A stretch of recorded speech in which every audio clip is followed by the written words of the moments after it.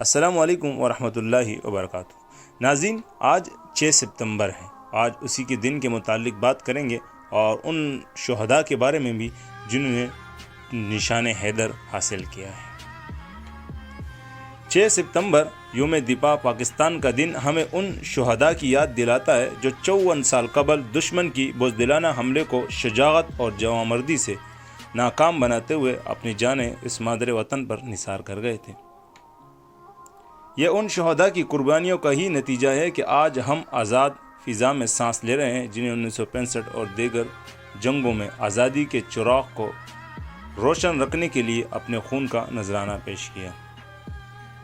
6 ستمبر 1965 کی شب بھارتی فوج جنگ کا اعلان کیے بغیر بین الاقوامی بارڈر لائن پار کرتے ہوئے پاکستان میں داخل ہوئی۔ بھارتی جرنیلوں کا منصوبہ تھا کہ 6 ستمبر کی صبح لاہور کی سڑکوں پر بھارتی ٹینک اس وقت کے وزیر اعظم لال بہادر شاستری کو سلامی دیں گے اور شام کو لاہور جم خانہ میں کاک ٹیل پارٹی کے دوران بیرونی دنیا کو خبر دیں گے کہ اسلام کا قلعہ سمجھی جانے والی ریاست پر کفار کا قبضہ ہو چکا ہے۔ لیکن بھارت کے ارادوں اور منصوبوں پر اس وقت پانی پھر گیا جب ان کی افواج کو مختلف محاذوں پر شکست اور پسپسائی کی خبریں ملنے لگیں۔ چونڈا بھارتی ٹینکوں کا قبرستان۔ جنگوں کی تاریخ میں جنگ عظیم دوئم کے بعد ٹینکوں کی سب سے بڑی لڑائی سیالکوٹ کے علاقے چونڈا کے مقام پر لڑی گئی، جہاں طاقت کے نشے میں چور بھارتی فوج 600 ٹینک لے کر پاکستان میں داخل ہو گئی تھی۔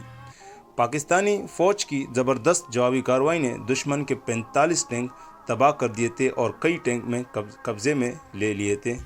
اسی طرح 5 فیلڈ گنیں قبضے میں لے کر بہت سارے فوجی قیدی بھی بنائے گئے۔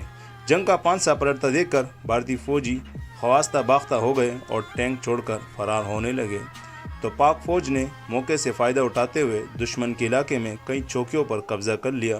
اسی لیے چونڈے کے مقام کو بھارتی ٹینکوں کے لیے ٹینکوں کا قبرستان کہا جاتا ہے۔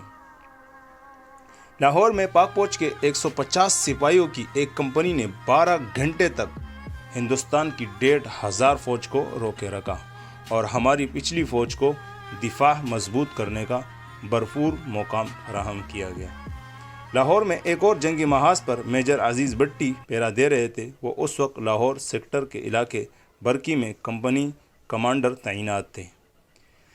میجر عزیز مسلسل 5 دن تک بھارتی ٹینکوں کے سامنے سیسا پلائی دیوار کی طرح ڈٹے رہے اور بالآخر 12 ستمبر 1965 کو بھارتی ٹینکوں کا گولہ چھاتی پر کھایا اور جام شہادت نوش کر گئے۔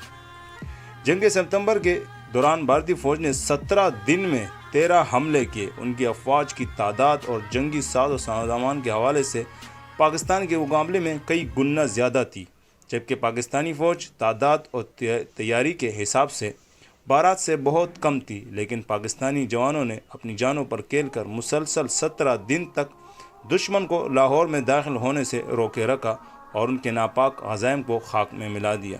کارنامے وطن کے ان بہادر سپوتوں میں کچھ کارنامے تو ایسی لازوال داستانیں ہیں کہ جنہیں رہتی دنیا تک جرت و بہادری کی جاویدہ مثالیں کے طور پر یاد رکھا جائے گا۔ ایسے جرت مند شہیدوں کی قربانیوں کو خراج عقیدت پیش کرنے کے لیے انہیں ملک کی سب سے عظیم فوجی اعزاز نشان حیدر سے نوازا گیا۔ ناظرین، نشان حیدر کیا ہے؟ نشان حیدر پاکستان کا سب سے بڑا فوجی اعزاز ہے۔ اس اعزاز کو شجاعت اور بہادری کی پیکر حیدر کردار حضرت علی رضی اللہ تعالیٰ عنہ کے نام سے منسوب کیا گیا ہے۔ یہ نشان صرف ان فوجی جوانوں کو نصیب ہوتا ہے جنہوں نے وطن کے لیے انتہائی بہادری کا مظاہرہ کرتے ہوئے جام شہادت نوش کیا۔ ان میں میجر طفیل نے سب سے بڑی عمر یعنی 44 سال میں شہادت پانے کے بعد نشان حیدر حاصل کیا۔ نشان حیدر پانے والے باقی شہداء کی عمریں 40 سال سے بھی کم تھی۔ سب سے کم عمر نشان حیدر حاصل کرنے والے راشد منہاس تھے، جنہوں نے 20 سال 6 ماہ کی عمر میں شہادت پر نشان حیدر اپنے نام کیا۔ اس اعلیٰ ترین فوجی اعزاز کے بارے میں ایک دلچسپ حقیقت جو بہت کم لوگ جانتے ہیں وہ یہ ہے کہ نشان حیدر جنگوں کے دوران دشمن افواج سے چھینے گئے اسلحہ کی داد سے بنایا جاتا ہے۔ اب تک بری فوج کے حصے میں 9 جبکہ پاک فضائیہ کے حصے میں ایک نشان حیدر آیا ہے، جن کے نام اور کارنامے باختصار کے ساتھ سامنے لاتا ہوں۔ کیپٹن راجہ محمد سرور شہید، سب سے پہلا نشان حیدر پانے والا۔ راجہ محمد سرور 10 نومبر 1910 کو موضع سنگوری، ضلع گجرخان، ضلع راولپنڈی میں پیدا ہوئے۔ آپ 1929 میں بلوچ ریجمنٹ میں ایک سپاہی کی حیثیت سے بھرتی ہوئے اور ترقی پاتے ہوئے 1 فروری 1947 میں رائل انڈین آرمی میں کیپٹن کے عہدے تک پہنچے۔ بٹوارے کے وقت پاک فوج کو فوقیت دی اور پاکستان آ گئے۔ جولائی 1948 میں دشمن کے خلاف محاذ جنگ پر پہنچے تو اوڑی کے مقام پر ایک پہاڑی دشمن کے قبضے میں تھی۔ بلندی پر ہونے کے سبب دشمن پاک فوج کو زیادہ سے زیادہ نقصان پہنچا سکتا تھا، لہذا اس چوٹی پر قبضہ کرنا کسی چیلنج سے کم نہ تھا۔ اس جان لیوا کام کا بیڑا محمد سرور شہید نے اٹھایا اور 27 جولائی 1948 کی رات کو اپنے جوانوں کے ساتھ ٹارگٹ کی طرف بڑھے، جو ہر سمت سے گولے اور گولیاں برسا رہا تھا، اور محمد سرور شہید کی قیادت میں مٹھی بھر سپاہی سر پر کفن باندھنے دشمن مورچوں کی طرف بڑھے۔ اس دوران کئی جوانوں نے موت کو گلے لگایا۔ ایسے میں ایک گولی محمد سرور کا دایاں بازو چیرتے ہوئے نکل گئی اور گولیوں کی بوچھاڑ میں آگے بڑھتے رہے۔ ان کے زخموں سے خون جاری تھا۔ آخر وہ اس مورچے تک جا پہنچے جہاں گولیاں برسائی جا رہی تھی۔ وہ باڑ کاٹنے لگے، آخری تار کٹنے کو تھی کہ دشمن کی فائرنگ نے محمد سرور شہید کا سینہ چلنی کر دیا۔ جوان سوار محمد حسین شہید، جوان سار محمد حسین شہید جو ہے نا وہ 18 جون 1948 کے دن ڈوک پیر بخش میں پیدا ہوئے۔ ابتدائی تعلیم گھر میں حاصل کر لی اور میٹرک کا امتحان دیوی ہائی اسکول سے دیا، لیکن ایک مضمون میں فیل ہو گئے۔ اسی دوران 1965 کی جنگ چھڑ گئی اور آپ نے عام بھرتی کے اعلان پر لبیک کہتے ہوئے پاک فوج میں شمولیت اختیار کر لی۔ 1971 کی جنگ میں وہ اپنی یونٹ کے ساتھ ہرڑ کے مقام پر تعینات تھے۔ فوج میں اگر ڈرائیور تھے، لیکن انہوں نے یونٹ کے ہر کام کو خوش اسلوبی سے انجام دیا۔ سوار محمد حسین شہید 5 دسمبر 1971 کو شکرگڑھ کے محاذ پر دشمن کی گولہ بارودی کی پرواہ کیے بغیر خندق میں موجود اپنے ساتھیوں کو گولہ بارود پہنچاتے رہے اور پھر خود بھی ٹینک شکن توپوں کے پاس جا کر دشمن کے ٹھکانوں کو نشاندہی کرتے تھے۔ آپ کے اس جواں باز کارروائی سے دشمن کے جدید ترین ٹینک بہت بڑی تعداد میں تباہ ہوئے۔ 10 دسمبر 1971 کو سوار محمد حسین شہید کی مشین گن کی گولیوں کا نشانہ بن گئے اور جامع شہادت نوش کیا۔ میجر طفیل محمد شہید، میجر طفیل محمد 1914 میں ہوشیار پور میں پیدا ہوئے۔ انہوں نے 1943 میں پنجاب ریجمنٹ میں شمولیت اختیار کی اور 1958 میں ترقی پا کر کمپنی کمانڈر کی حیثیت سے ایسٹ پاکستان رائفلز میں تعینات ہوئے۔ اس وقت مشرقی پاکستان میں حالات بے قابو ہو رہے تھے۔ میجر طفیل کو لکشمی پور میں مورچہ بند بھارتی دستوں کے خلاف کارروائی کا مشن سونپا گیا۔ آپ نے 7 اگست 1958 کو جرأت و بہادری کی تاریخ رقم کرتے ہوئے علاقے سے بھارتی فوج کا صفایا کر دیا۔ اپنی شجاعت سے دشمن دستوں میں اس قدر خوف تاریخ کہ بھارتی فوجیں لاشیں چھوڑ کر بھاگنے پر مجبور ہو گئے۔ اس 2 بدو جنگ میں میجر طفیل محمد بھی زخموں کی تاب نہ لیتے ہوئے شہید ہو گئے۔ انہیں پاکستان کا اعلیٰ ترین فوجی اعزاز نشان حیدر سے عطا کیا گیا۔ میجر راجہ عزیز بٹی شہید، جب دشمن لاہور پر حملہ آور ہوا تو اس وقت میجر عزیز بٹی لاہور کے سیکٹر علاقے برکی میں کمپنی کمانڈر تعینات تھے۔ میجر عزیز مسلسل 5 دن تک بھارتی ٹینکوں کے سامنے سیسہ اپلائی دیوار کی طرح ڈٹے رہے۔ 12 ستمبر 1965 کو بھارتی ٹینک کا گولہ چھاتی پر کھایا اور جامع شہادت نوش کی۔ لانس نائک محمد محفوظ شہید، لانس نائک محمد محفوظ شہید ضلع راولپنڈی کے ایک گاؤں پنڈ ملکہ محفوظ آباد میں 25 اکتوبر 1944 کو پیدا ہوئے اور آپ نے 25 اکتوبر کو ہی 1962 کو پاک فوج میں شمولیت اختیار کر لی۔ 1971 کی جنگ کے دوران محمد محفوظ واقع اٹاڑی سیکٹر میں تعینات تھے۔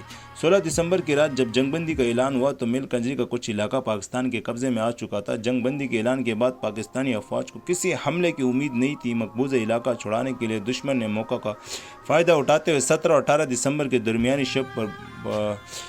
شب پر بھرپور حملہ کر دیا۔ پاکستانی فوج میں لانس نائک محمد محفوظ کی پلاٹون نمبر 3 ہر اول دستے کے طور پر سب سے آگے تھی، چنانچہ اسے خود کار ہتھیاروں کا سامنا کرنا پڑا۔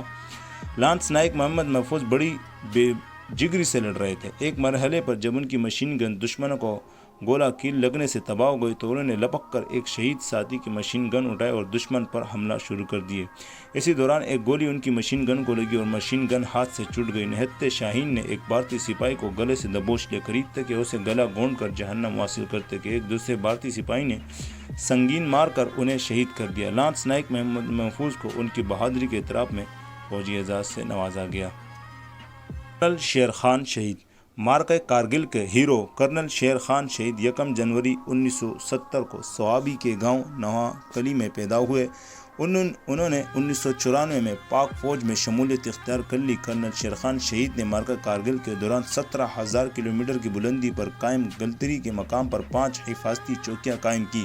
ان چوکیوں کی مدد سے دشمن کی ہر چال پر نظر رکھنا آسان تھا۔ بھارتی فوج نے کئی بار ان چوکیوں پر قبضے کی نیت سے حملے کیے اور ہر بار کرنل شیر خان نے اپنے ساتھیوں کے ساتھ جواں مردی سے دشمن کا ہر مرحلہ ناکام بنا دیا۔ پریشان ہو کر دشمن نے پھر بھرپور طاقت سے حملہ کرنے کی ٹانی اور 2 بٹالین فوج کے ساتھ چوکیوں پر حملہ کیا۔ کرنل شیر خان کے ساتھ صرف 21 مگر شیر دل سپاہی تھے۔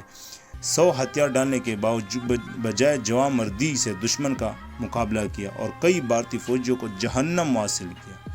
کرنل شیر خان نے نہ صرف دشمن کو پیچھے سے بھاگنے پر مجبور کیا بلکہ ان کے بیس کیمپ تک جا پہنچے اور لڑتے لڑتے شہید ہو گئے۔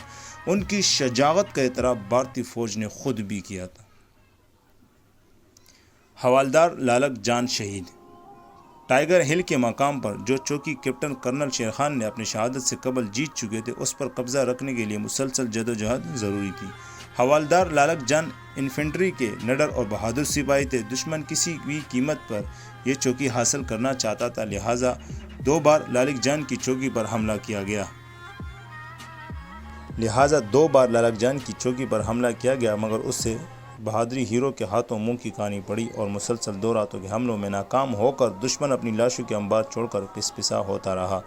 تاہم 7 جولائی کو دشمن نے حوالدار لالک جان کی چوکی پر توپ خانے سے شدید حملے کیے، جس میں حوالدار لالک جان شدید زخمی اور زخموں کی تاب نہ لاتے ہوئے شہید ہو گئے۔ آپ کی جرأت و بہادری کے اعتراف میں حکومت پاکستان نے آپ کو نشان حیدر سے نوازا۔ ناظرین، یہ تھے وہ بہادر شہداء جن کی وجہ سے آج ہم پاکستان محفوظ ہے، آپ محفوظ ہو اور ہم محفوظ ہیں۔ اپنی دعاؤں میں ان کو بھی یاد رکھیں۔ پاکستان زندہ باد، پائندہ باد۔ السلام علیکم ورحمۃ اللہ وبرکاتہ۔